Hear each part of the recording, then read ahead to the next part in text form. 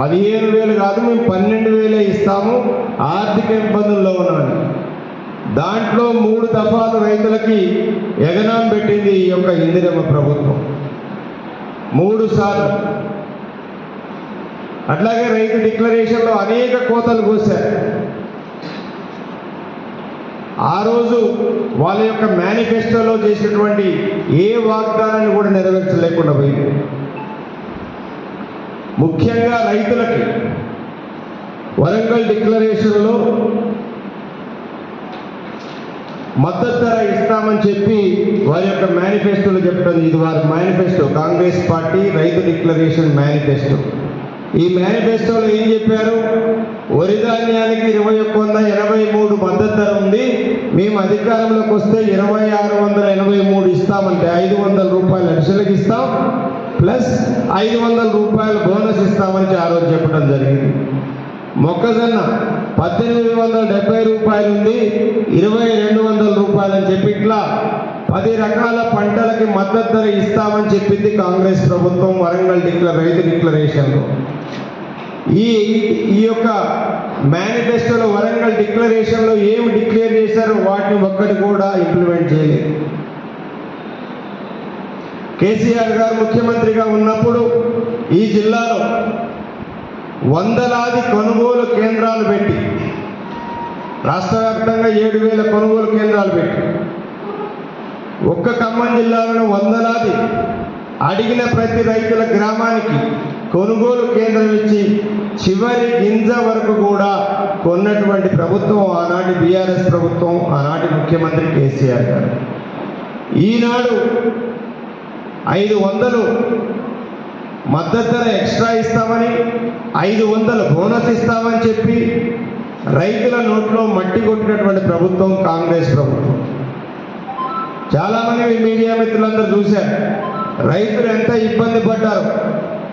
కొనుగోలు కేంద్రాలు లేక, కొనుగోలు కేంద్రాలు ఉంటే గోనె సంచులు లేక, గోనె సంచులు ఉంటే కాంటాలు లేకుండా, కాంటాలు వేస్తే లారీలు లేకపోవటం, లారీలు వస్తే అక్కడ గోడౌన్లలో మిల్లులలో దింపుకునే వాళ్ళు లేరు.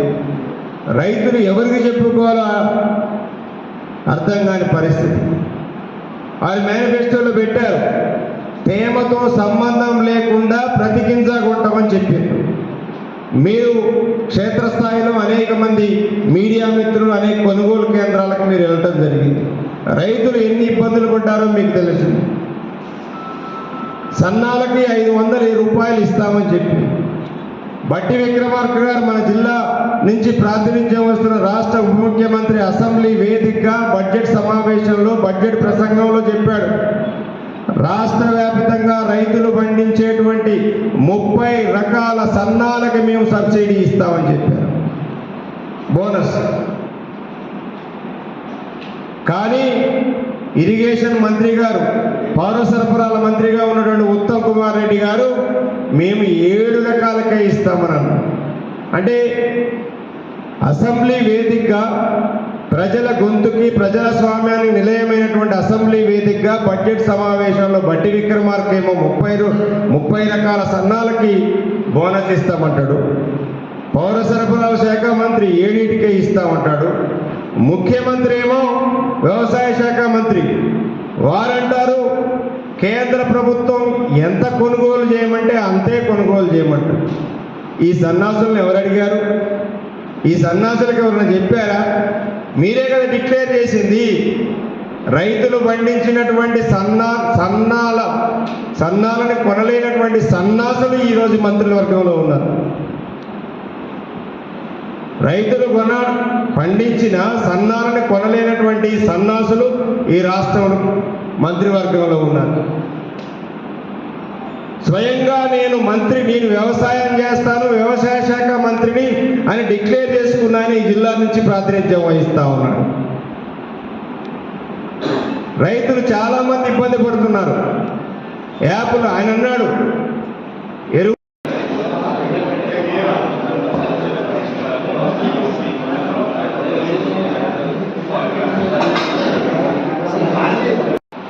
ఈ 30 నెలల కాలంలో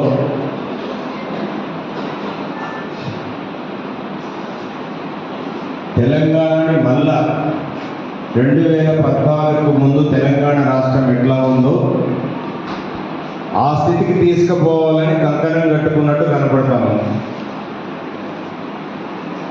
తెలంగాణ రాష్ట్రం కోసం కొట్లాడింది, తెలంగాణ రాష్ట్రం రావాలని తెలంగాణ బిడ్డల యొక్క ఆఖరి గారి నాయకత్వంలో ఉన్న బీఆర్ఎస్ ప్రభుత్వం వ్యవసాయానికి, సాగునీరుకి పెద్దపీట వేయడం జరిగింది. ఈ రాష్ట్రంలో ఉన్నటువంటి, ఈ రాష్ట్రానికి జీవనాధారమైనటువంటి గొలుసుకట్టు చెరువుల్ని, కాకతీయులు తవ్వించిన గొలుసుకట్టు చెరువుల్ని, ఆ రోజు తాంబాళాలుగా మారినటువంటి చెరువులన్నింటినీ కూడా 40,000 చెరువుల్ని మిషన్ కాకతీయ కింద రికార్డు టైంలో పూర్తి చేసినటువంటి గొప్ప నాయకుడు కేసీఆర్ గారు.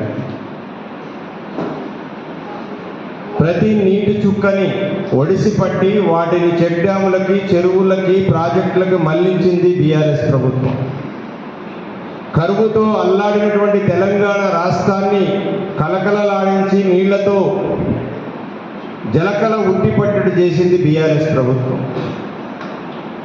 అనేక ప్రాజెక్టులకు రూపకల్పన చేసి, అనేక ప్రాజెక్టులు రికార్డ్ టైంలో పూర్తి చేసి, రైతుని రాజు చేయటమే లక్ష్యంగా ఆనాటి బీఆర్ఎస్ ప్రభుత్వం కేసీఆర్ గారి నాయకత్వంలో పనిచేస్తే, ఈరోజు ఇందిరమ్మ రాజ్యంలో తెలంగాణ ద్రోహి, తెలంగాణ ఉద్యమకారుల మీద తుపాకీ ఎక్కుపెట్టినటువంటి ఈనాటి ముఖ్యమంత్రి ఈ తెలంగాణ రాష్ట్రాన్ని మళ్ళా సమైక్య పాలనలో తెలంగాణ ఏ విధంగా ఉందో మళ్ళా అదే యొక్క ఇబ్బందులకు గురి చేయాలన్నటువంటి నిర్ణయానికి వచ్చాడు.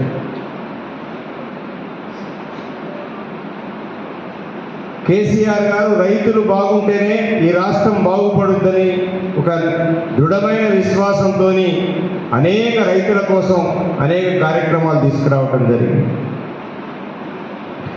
కాంగ్రెస్ పార్టీ హయాంలో పెండింగ్లో ఉన్న ప్రాజెక్టులన్నింటినీ కూడా శరవేగంగా పూర్తి చేయడం జరిగింది.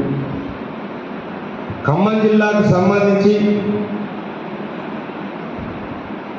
పాలేరు నియోజకవర్గంలో ఉన్నటువంటి కూసుమంచి కానీ, తిరుమలాయపాలెం, ఖమ్మం రూరల్ మండలాలు భారతదేశంలోనే అత్యంత వెనుకబడ్డటువంటి మండలాలుగా ఉండే.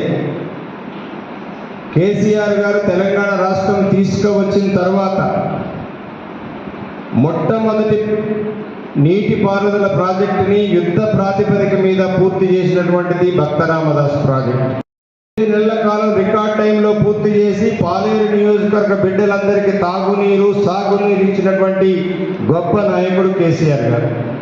ఇవాళ పాలేరుకి నీళ్ల ఇబ్బందులు లేవు అని అంటే కేసీఆర్ గారు చేసిన పుణ్యం వల్లనే మాత్రం చెప్పదలుచుకున్నాను. ఎందుకంటే 7 గండాలు, 8 గండాలు, 9 గండాలు తోవినా కానీ నీళ్లు దొరకని పరిస్థితి పాలేరు నియోజకవర్గంలో ఉండేది. ఇలా కరువు వచ్చిందన్నా కానీ నీళ్లు ఇవాళ పైనే ఉన్నాయి. దానికి కారణం కేసీఆర్ గారి ముందు చూపు. ఈ జిల్లాలో సస్యశ్యామలం కావాలని సీతారామ ప్రాజెక్టు ద్వారానే ఈ జిల్లా సస్యశ్యామలమైందని నమ్మి సీతారామ ప్రాజెక్టుని చేపట్టి 90% అంటే కాంగ్రెస్ ప్రభుత్వం అధికారంలోకి వచ్చే నాటికి 90% ప్రాజెక్టు పనులు పూర్తి చేయడం జరిగింది బీఆర్ఎస్ హయాంలో. కానీ ఈరోజు 2023 డిసెంబర్ నుంచి ఈ రోజు వరకు ఒక్క తట్టెడు మట్టి కూడా సీతారామ ప్రాజెక్టులో తీయలేదు. పైగా ఆ సీతారామ కాలువలు ఏదైతే కేసీఆర్ గారి హయాంలో కాలువలు తవ్వారో ఆ మట్టి, ఆ గ్రావెల్ని ఈ దుర్మార్గులు విచ్చలవిడిగా 3 జిల్లా మంత్రులు దోపిడీ చేయడం జరుగుతాము. ఇంకొక ఆయన జూలూరుపాడు నుంచి ఏనుకూరికి రాజీవ్ కెనాల్ అని పెట్టి కేసీఆర్ గారు కలియుగ దైవం సీతారాముల వారి పేరు పెట్టి సీతారామ ప్రాజెక్టు పేరు పెడితే దొంగతనంగా ఒక కాలువ డబ్బుల కోసం, జేబులు నింపుకోవడం కోసం, కమిషన్ల కోసం ఒక కాలువ తవ్వి ఈ రోజుకి ఆ కాలువ ఉపయోగంలో రాలేదు. కాంగ్రెస్ పార్టీ నాయకుల యొక్క జేబులు నింపడం కోసం ఆ కాలువకు వచ్చింది.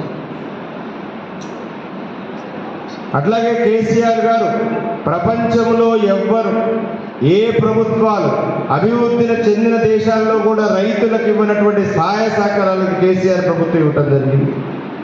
రైతు బంధు పేరుతోని కేసీఆర్ గారు 72,000 కోట్ల రూపాయలు రైతుల ఖాతాలో రైతు బంధుతో వేయటం జరిగింది. కాంగ్రెస్ పార్టీ కేసీఆర్ గారు బీఆర్ఎస్ వస్తే మీకు ఎకరాకు 10,000 వస్తాయి, అదే కాంగ్రెస్కి అస్తంకి గుర్తే ఓటేయండి, మేము 15,000 ఇస్తామని చెప్పి వాళ్ళ యొక్క రైతు డిక్లరేషన్లో వరంగల్ రైతు డిక్లరేషన్ చెప్పడం జరిగింది.